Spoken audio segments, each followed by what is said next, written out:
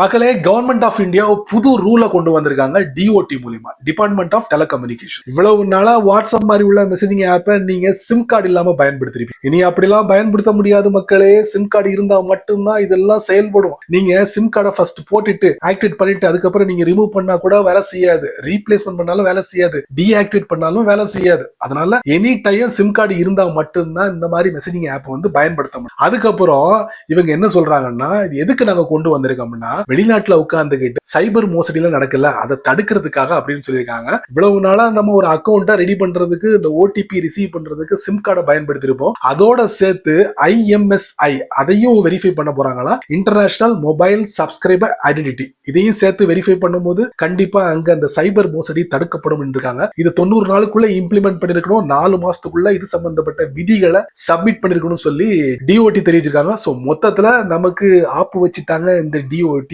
இதுக்கு பேரு தான் சிம் பைண்டிங் அப்படிம்பாங்க. சோ இந்த மாதிரி சின்ன சின்ன விஷயங்கள் நிறைய தெரிஞ்சுக்கணும் ஆசைப்பட்டீங்கன்னா வழக்கம் போல நம்ம சேனலை ஃபாலோ பண்ணுங்க.